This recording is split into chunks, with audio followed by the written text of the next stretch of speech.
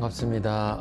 오늘 온생취 마음 공부, 온전한 생각으로 취사하기를 주의하는 마음 공부가 좀 깊어지도록 이렇게 은혜로운 시간이 되었으면 좋겠습니다.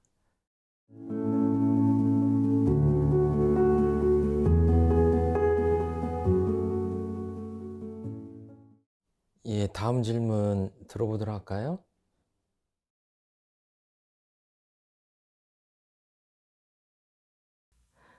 아이들과 남편이 팔랑귀라고 자주 놀립니다.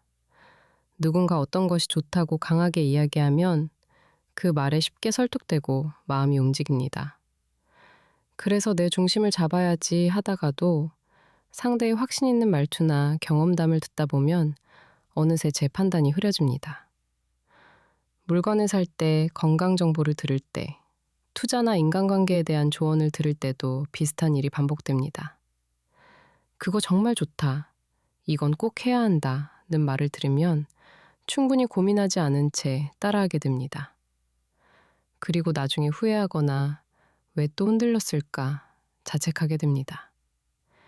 이런 제 모습이 반복되다 보니 스스로에 대한 신뢰가 약해진 느낌입니다. 나는 왜 이렇게 중심이 약할까? 왜 남의 말에 이렇게 쉽게 영향을 받을까 하는 생각이 듭니다.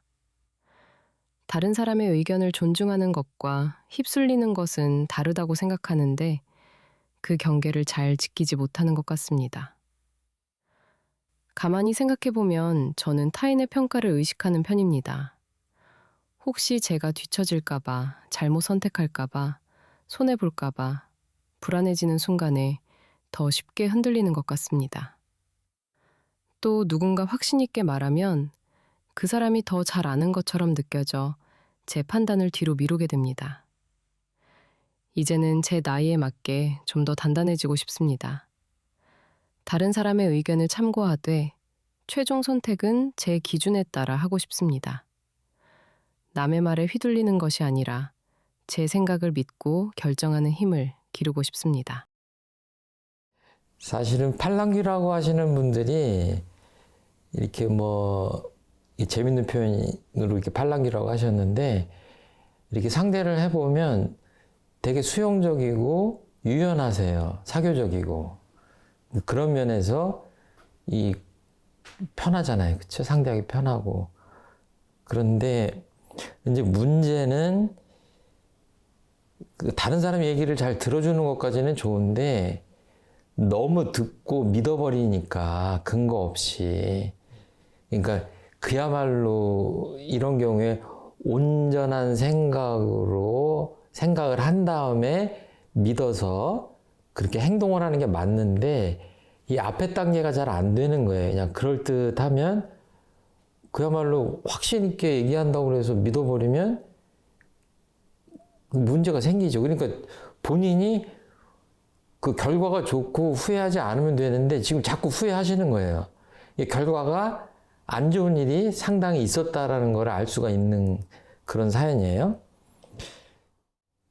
이렇게 착한 분, 다른 사람 얘기를 잘 믿어주는 분한테는 사실은 주변 사람들이 다 그렇게 신뢰할 만한 사람이고 세상에도 좀 남을 속이는 사기꾼이 없고 그러면 좋을 텐데, 세상은 그렇지만은 않잖아요. 어떤 사람은 의도를 가지고 접근하는 사람도 있고, 또는 그냥 의도는 한 것이 아니지만 그 근거가 바약한 얘기를 했는데 철석같이 믿어버리고 그러면은 결과가 안 좋고 후회하게 되고 이제 이러는 건데,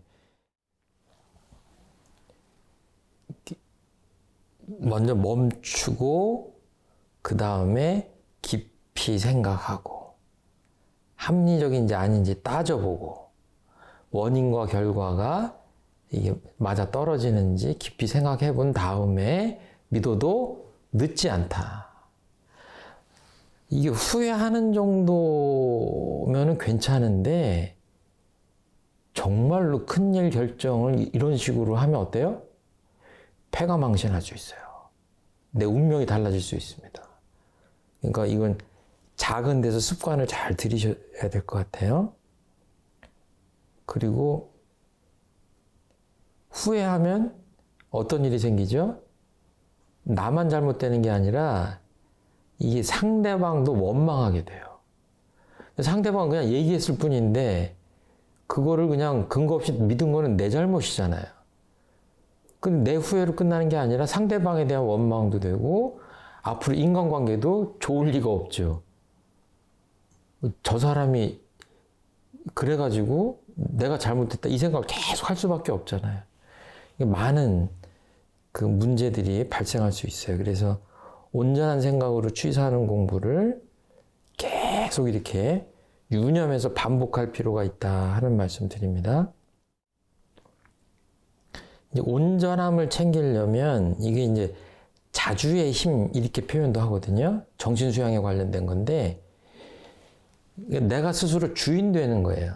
그러니까 내가 누구 말을 듣든 안 듣든 어떤 결정을 한다고 하는 거는 내 스스로 내 인생의 주인으로서 결정하는 거거든요.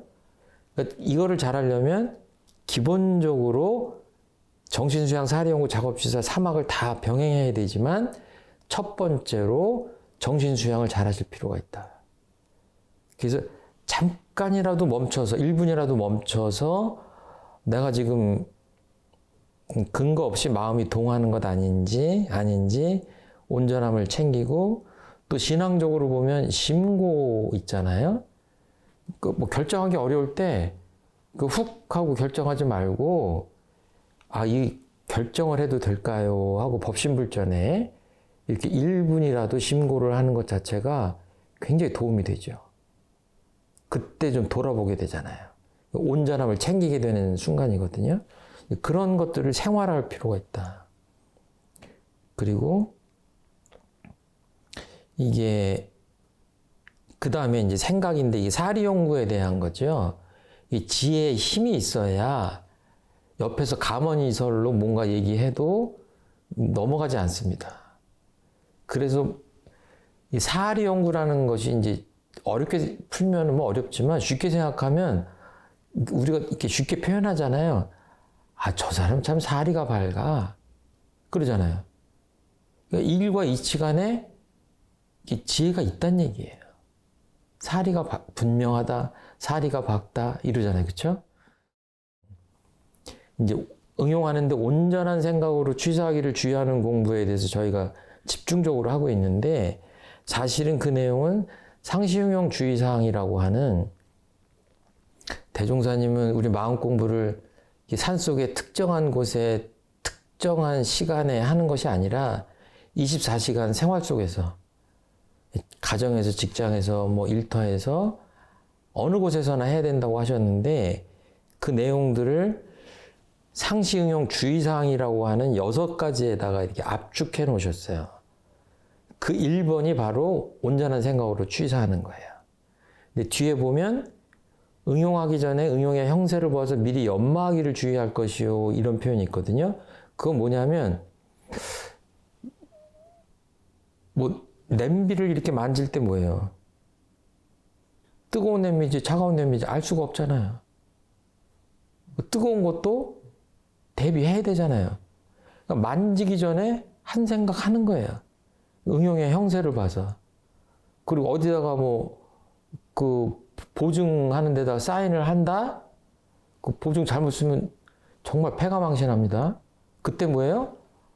이 사인 하나가 몇 초면 하지만 엄청난 결과를 갖고 오겠구나라고 멈춰서 연구력을 발휘해서 깊이 생각해야 돼요. 이러는 것들이에요. 뭔가 일을 하기 전에 모르겠다 그러면 공부해야죠. 누구한테 물어봐야죠. 법률적인 건 변호사한테 물어봐야죠. 법무사한테 물어봐야죠. 각계각층의 그 전문가들이 있잖아요. 그러니까 미리 연마하는 거예요. 그리고 평소에 노는 시간 있고 보면 경전법규 연습하고 의도 연마하고 또 새벽에는 연불자선하기도 하고 이러면서 쭉 그리고 무슨 일을 처리하고 나면 지금 이분 같은 경우에도 후회하는 일이 많으셨던 것 같아요. 근데 이걸 반복한다고 하는 건 뭐예요? 대조하는 공부, 상시응용 주의상 마지막에 있는 공부를 덜 하신 거예요. 좀 뼈아픈 참여 반성 해야 되거든요. 다시는 이렇게 하지 않겠다. 그것만이 아니라 왜 그랬는가? 왜 이 잘못이 반복되는가? 그거를 깊이 연마해야 돼요. 그런 다음에 다시는 그렇게 하지 말아야 되겠다고 다짐하고 이런 것들을 계속 이렇게 반복하는 겁니다. 그러니까 멈춰서 생각하고 실행하고 대조해보고 다시 할 때는 또 다시 멈춰서 온전한 생각으로 취사하기를 주의하고 또 대조해보고 이것들을 계속 하는 거죠. 그렇죠? 이러면은 이 잘못된 결정, 근거도 없는데 괜히 그 믿는 그런 경솔함 이런 것들을 방지할 수 있고 후회할 만한 일들이 점점 줄지 않을까 이렇게 생각합니다. 그래서 뭐 중심을 잡고 싶은데 그게 잘 안 된다 이런 표현하셨는데 이게 다 그 중심이라는 게 간단한 게 아니라 우리 교리로 보자면 아까 그 3대력의 그 자주의 힘, 정신수양을 하셔야 되고 뭐 예를 들어서 정신수양 같은 게 잘 안 되면 옆에서 좀 욕심나는 일이 생기면 훅 하고 딸려가요. 그리고 좀 겁나는 경계가 있으면 결정 안 해도 되는데 괜히 그 겁에 질려가지고 따라가요. 그렇게 마음의 힘이 기본적으로 모자란 거예요. 그러면 안 되고 지혜의 힘도 마찬가지죠. 이게 굴인지 금인지 구분해낼 수 있는 그 지혜가 있어야 될 거 아닙니까? 그 사리 분별할 수 있는 그 힘, 그리고 실행의 힘. 아니다 그러면 내가 하고 싶어도 아니다 그러면 딱 멈출 수 있는 그런 힘. 이런 것들이 다 이 사막에서 나오는 거거든요.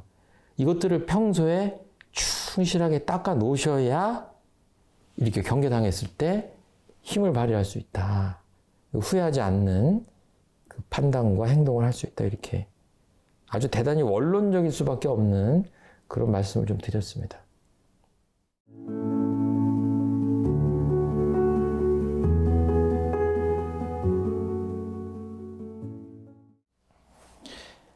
예, 다음 사연 듣고 온생취 마음 공부 틀로 한번 공부하는 시간 갖도록 하겠습니다.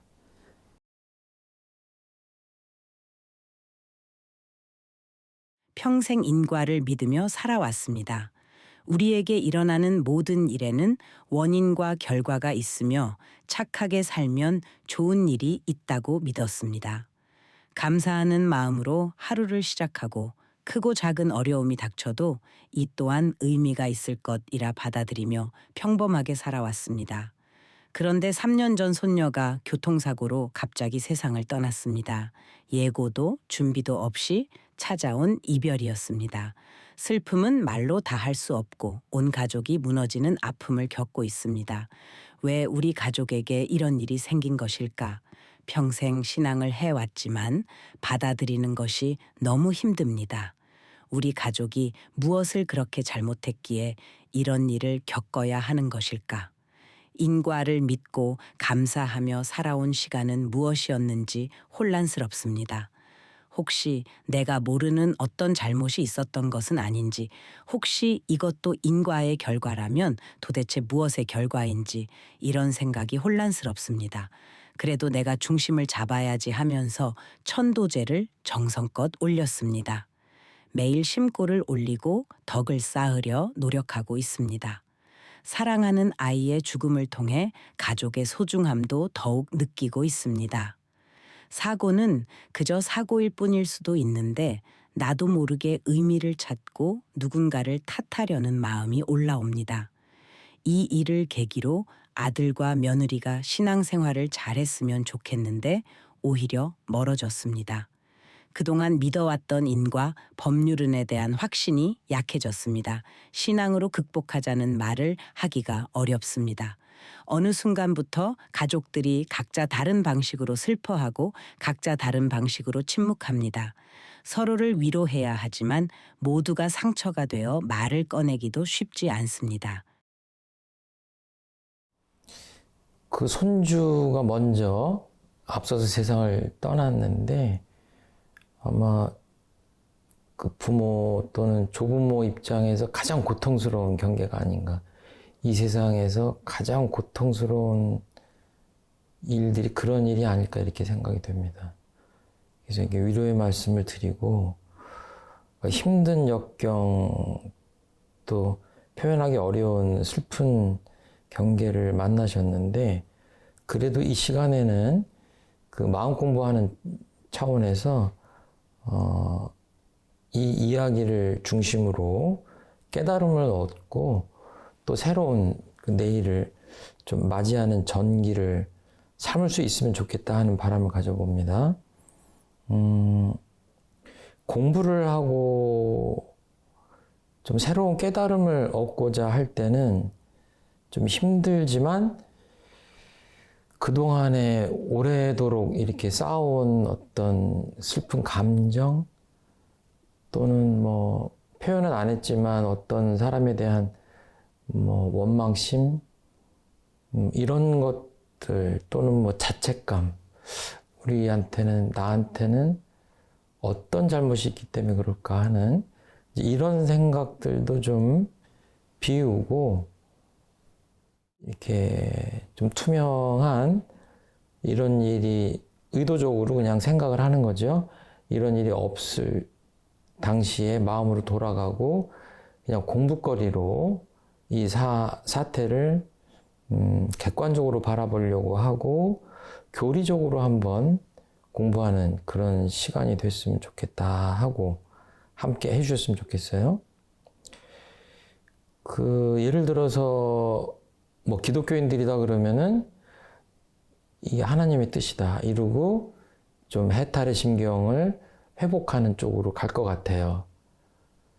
이제 불교나 원불교의 경우에는 인과의 이치에 따라서 그렇다라고 표현하는 경우가 많은데 이게 지은 대로 받는다라고 하는 가르침으로 해석이 되기 때문에 당연히 나한테는 아무 잘못이 없는데 그 피해자한테는 이런 역경을 당한 사람한테는 특별히 이렇게 생각되는 어떤 잘못이 없는데 왜 이런 고통스러운 결과를 이렇게 맞이해야 되냐 하는 거기서 좀 문제가 생기는 거죠. 그러니까 이게 흔히 잘못된 생각을 하는 경우가 이렇게 아주 단선적으로 생각하는 경우가 많아요. 예를 들어 내가 다리가 아프다 그러면 전생에 누구 다리를 내가 고통스럽게 다치게 해서 내 다리가 아픈가 보다 이런 식으로 그냥 그 뿌린 대로 거둔다를 너무 기계적으로 해석하는 그런 건데 이거는 정말로 그 인과의 이치를 넓게 깊게 생각하면 그런 게 아니구나 하는 것들을 알 수 있을 것 같아요. 크게 한번 생각해 보면 예를 드는 건데 인류 과거사를 돌아보면 숱한 전쟁이 있고 셀 수 없이 많은 비극적인 사고들이 발생하고 또는 아무 잘못도 안 했는데 질병으로 엄청나면 수백만 명이 죽기도 하고 그러거든요. 유행병 때문에.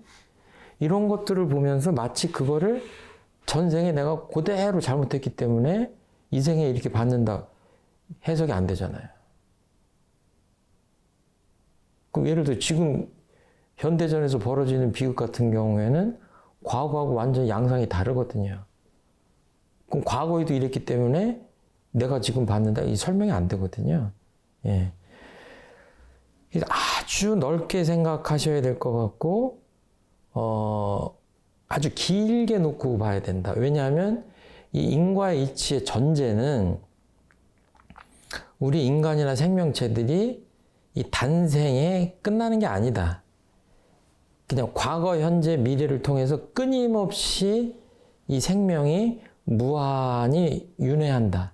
반복한다. 다시 태어나고 하는 과정을 거친다고 생각하는 거예요. 그 전제가.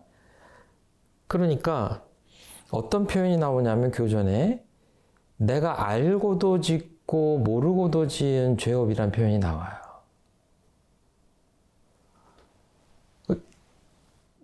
부처님 말씀에도 전생이 궁금하면 금생을 잘 보면 된다. 내생이 궁금하면 내가 금생에 어떻게 사는지를 보면 된다. 그러니까 지금 이 순간의 삶에 초점을 맞춘 법문들을 끊임없이 하시거든요. 왜냐하면 전생이 도대체 몇 번이에요? 전생이에요? 전전생이에요? 전전전생이에요? 전전전전전생이에요? 이렇게 따지면 굉장히 무한한 세월을 거슬러 올라가고 그야말로 역사책을 다 이렇게 응축해 놓은 듯한 그런 변수들이 내 삶에 있는 거예요. 그것을 그렇게 단선적으로 과거에 내가 이런 행동을 했기 때문에 이 생에 이런 과보를 받는다고 하는 것은 인과의 이치에 전적으로 틀린 것은 아니지만 맞다고 할 수도 없다. 뭔가 좀 부족하다. 많이 부족하다. 너무 단순하게 해석하는 거 아닌가. 이렇게 생각해 볼 필요가 있는 것 같아요. 그렇게 크게 길게 보면요. 이 수많은 어떤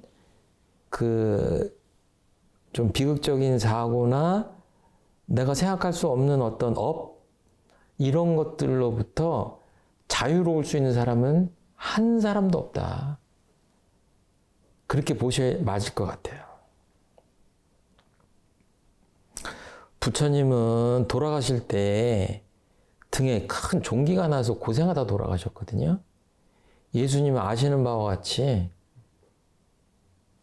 그때 사람들하고는 다르게 후대 사람들이 생각하기에는 별 잘못이 없는데 십자가에 못 박혀 돌아가셨어요.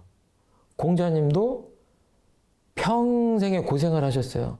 세상 사람들이 알아주지 않고 조롱하고 비웃고 성자라고 하는 분들은 어떻게 보면 비극적 삶을 사셨어요. 소크라테스 같은 사람도 마찬가지잖아요.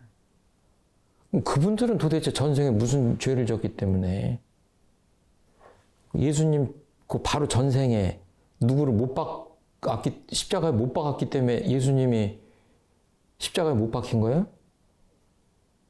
서가모니 부처님 누군가 등창을 나게 했기 때문에 등창이 나신 거예요?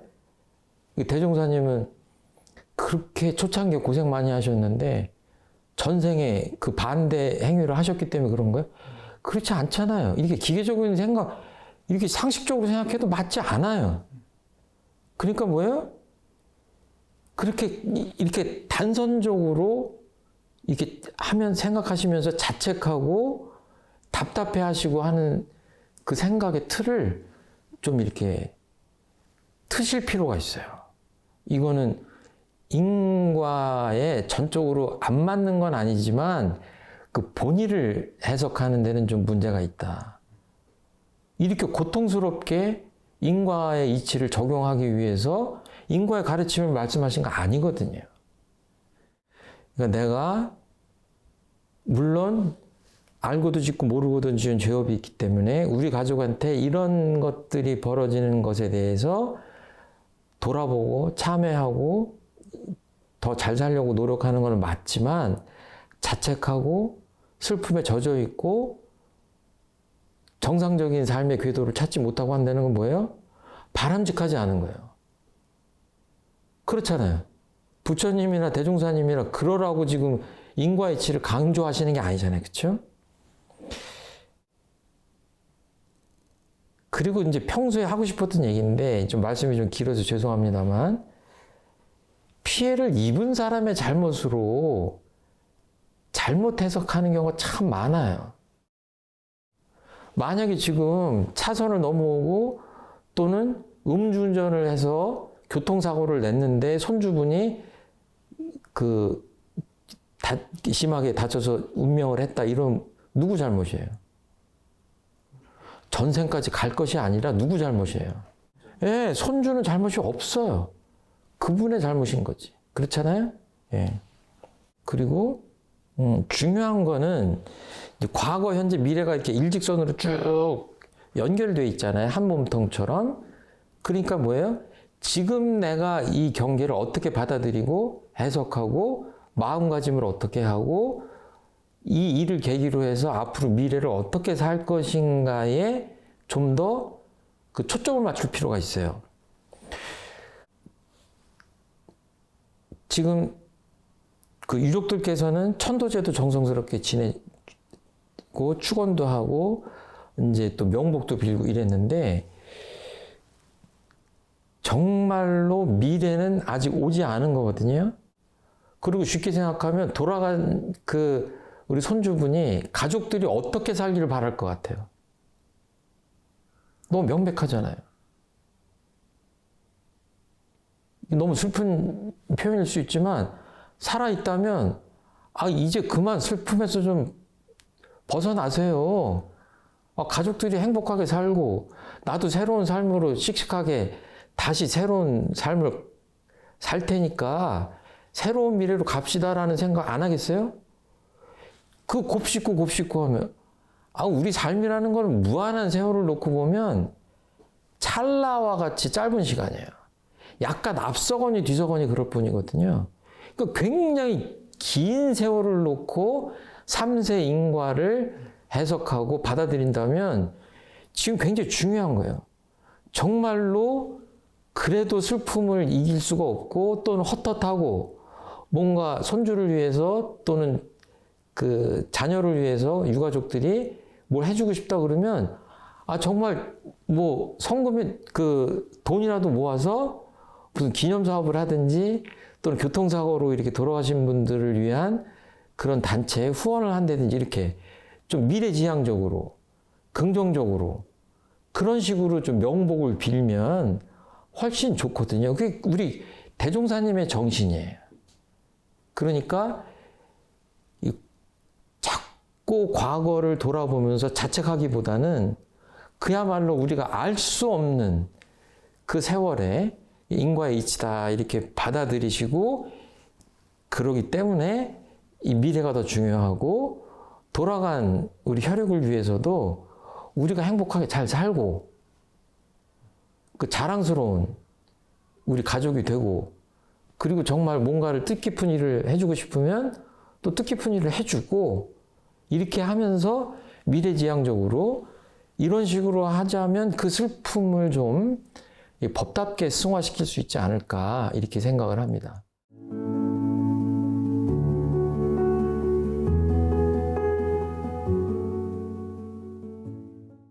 오늘 여러분들께서 보내주신 그 질문에 대해서 온전한 생각으로 취사학이라는 마음 공부의 틀로 함께 공부하는 시간 가졌습니다. 사연 보내주셔서 감사하고요. 다음 시간에 이어서 또 공부 이어가도록 하겠습니다. 감사합니다.